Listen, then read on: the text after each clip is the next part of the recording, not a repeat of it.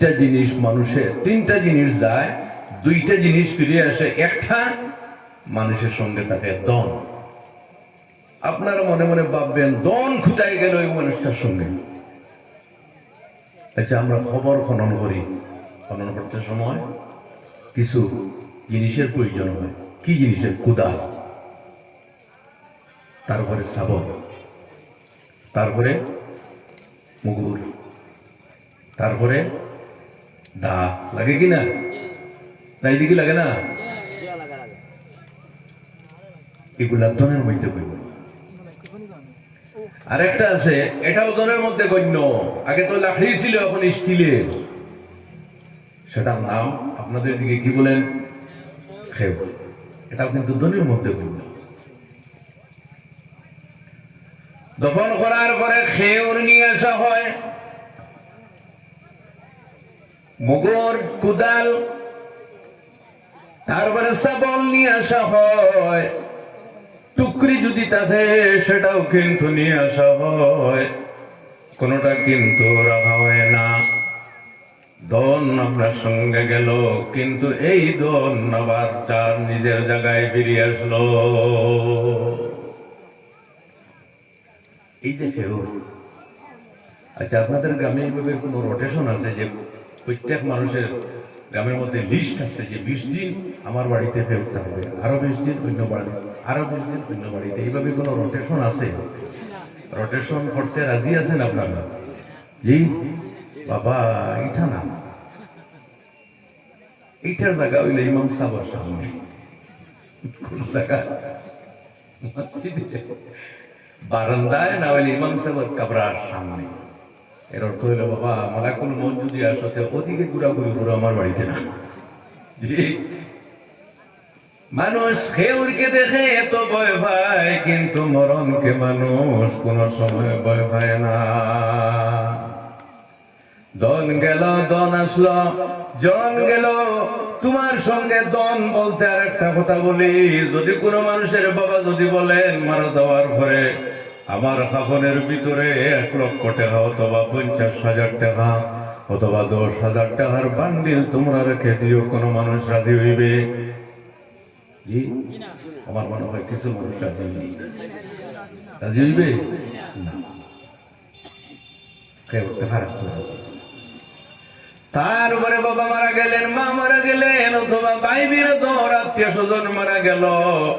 মারা যাওয়ার পরে সবাই বসে পরামর্শ করবে জানাজার নামাজ কোন সময় পড়া হবে। যদি কোনো মানুষ ওসিয়ত করে যায়, আমার সন্তানেরা আমি মারা যাওয়ার পরে আমার লাশটা তোমরা ঘরের মধ্যে 3 দিন পর্যন্ত রাখিও, কেউ রাখতে রাজি হইবে না? শেষ।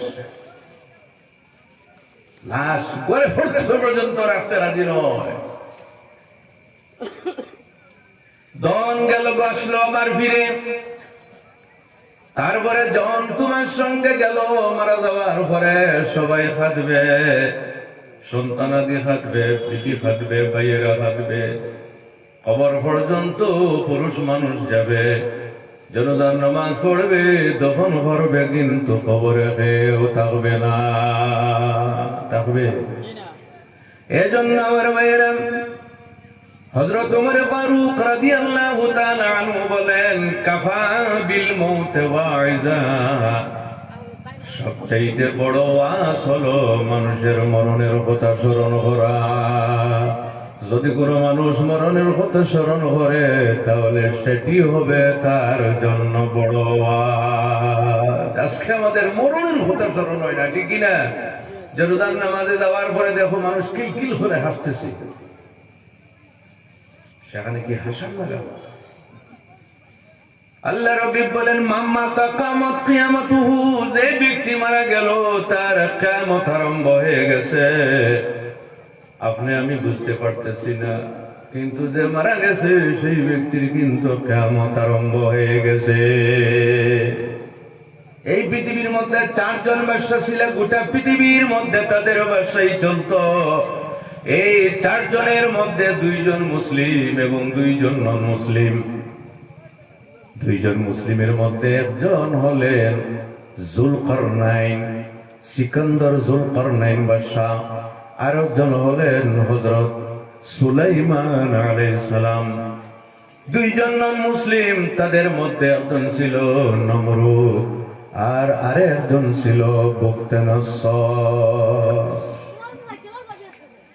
জুলকারনাইন ইস্কান্দার বাদশাহ মারা যাওয়ার আগে একটা ওসিয়ত করেছে। ওসিয়তটা হলো, আমি যখন মারা যাইব, মারা যাওয়ার পরে তোমরা গোসল দিবে, কাফন পরিধান করাইবে, কিন্তু আমার দুইটা হাত যেন কাফনের বাইরে তোমরা রেখে দিও।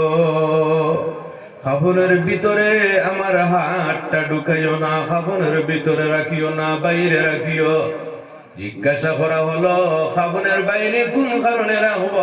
তিনি উত্তর দেন, আমি মারা যাওয়ার পরে আমার দুইটা হাত যখন কাফনের